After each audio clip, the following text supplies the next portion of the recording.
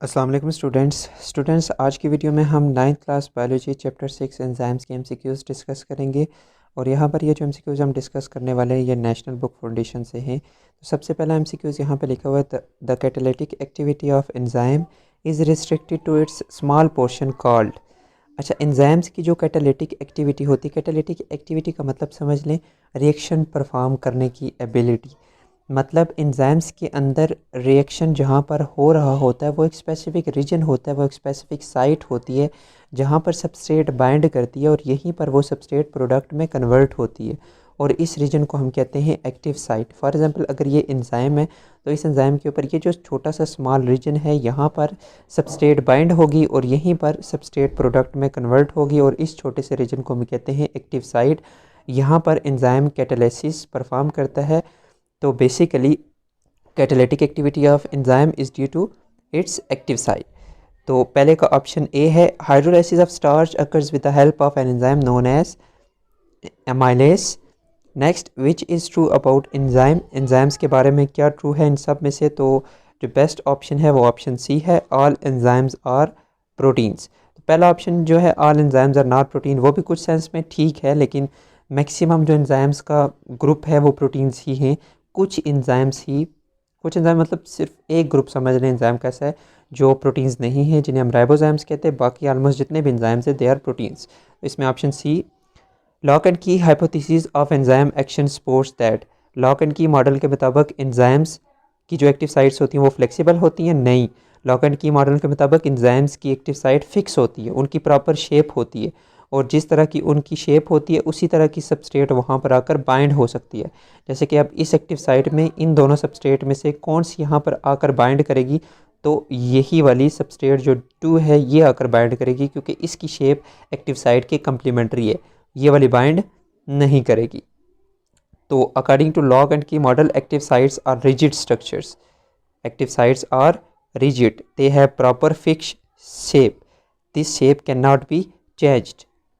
Next है which graph shows temperature effects the rate of enzyme control reaction. मतलब इन चारों ग्राफ्स में से हमने बताना है कि टेम्परेचर एंजाइम की एक्टिविटी के ऊपर किस तरह से इफेक्ट करते हैं। तो सबसे पहला जो ऑप्शन है उसमें देखिए जो जो हम टेम्परेचर इंक्रीज़ कर रहे हैं एंजाइम की एक्टिविटी बढ़ रही है, लेकिन फिर इसके बाद दिखा रहा है कि एंजाइम की हम टेम्परेचर इंक्रीज़ कर रहे हैं लेकिन एंजाइम की एक्टिविटी वो कांस्टेंट हो गई है। तो ऐसा तो होता नहीं है बिल्कुल भी, ये वाला भी नहीं है, क्योंकि 40 के बाद देखिए एंजाइम अगर हम टेम्परेचर ज़्यादा करते हैं 40 के बाद तो यहाँ पे कह रहे हैं कि रेट ऑफ रिएक्शन जो वो क्या हो रहा है और ज़्यादा बढ़ रहा है। ऐसा तो होता नहीं, क्योंकि 40 के बाद अगर हम टेम्परेचर 40 से ज़्यादा करते हैं 37 से ज़्यादा करते जाते हैं तो एंजाइम की एक्टिविटी आहिस्ता आहिस्ता कम होती जाती है, क्योंकि 40 के बाद एंजाइम्स डीनेचर होना शुरू हो जाते हैं। तो यहाँ पर देखिए जो ऑप्शन बी है, जो जो हम टेम्परेचर बढ़ा रहे हैं एंजाइम की एक्टिविटी बढ़ रही है, टेम्परेचर बढ़ा रहे हैं एंजाइम की एक्टिविटी बढ़ रही है और एंजाइम की एक्टिविटी मैक्सिमम है कहाँ पे 37 डिग्री से 37 डिग्री सेंटीग्रेड पे। इसके बाद नेक्स्ट जब हम टेम्परेचर थोड़ा सा ज़्यादा करते हैं 40 अबव करते हैं तो एकदम से देखिए एंजाइम की एक्टिविटी कम हो गई है, क्योंकि 40 अबव फिर एंजाइम्स डीनेचर होना शुरू हो जाते हैं। तो ये वाला भी नहीं हो सकता, क्योंकि इसमें देखिए 40 से कम ही उन्होंने एंजाइम की एक्टिविटी इतनी मैक्सिमम रखी हुई है। इसमें ऑप्शन बी है। नेक्स्ट हम चलते हैं MCQs नंबर 6 की तरफ। The sum of all chemical reaction that takes place in cell are known as metabolic reactions या metabolism. What is true about cofactors? Cofactors basically they are non-protein parts. They help enzymes for performing their activity. They help facilitate enzyme activity. यानी enzyme को अपनी activity perform करने में help करते हैं। Enzymes are chemically made up of, enzymes are protein, they are made up of amino acids. तो option A. Change in pH can alter the active sites by affecting.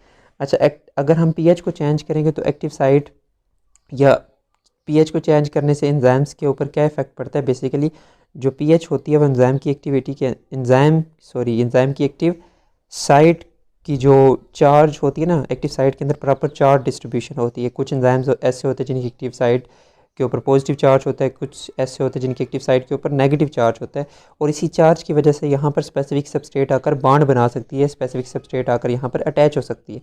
तो pH क्या करती है, ये जो चार्ज डिस्ट्रीब्यूशन होती है इसे डिस्टर्ब कर देती है, जिसकी वजह से यहाँ पर सबस्ट्रेट बाइंड नहीं हो सकती। तो इसमें है आयनाइजेशन ऑफ अमाइनो एसिड्स। तो यहाँ पे लिखा हुआ है कि अमाइनो एसिड्स की आयनाइजेशन कर देते हैं, ये पीएच अमाइनो एसिड्स की आयनाइजेशन कर देती है, जिसकी वजह से चार्ज डिस्ट्रीब्यूशन डिस्टर्ब होती है, जिसकी वजह से क्या होता है उस एक्टिव साइट के ऊपर उस एक्टिव साइट के ऊपर सबस्ट्रेट बाइंड नहीं कर सकती। तो एक्टिव साइट्स के अंदर जो अमाइनो एसिड्स होते हैं उनकी आयनाइजेशन कर देती है ये pH. The catalytic region of enzyme on enzymes recognize and binds the substrate and carries reaction is known as active site. तो इसमें ऑप्शन डी है।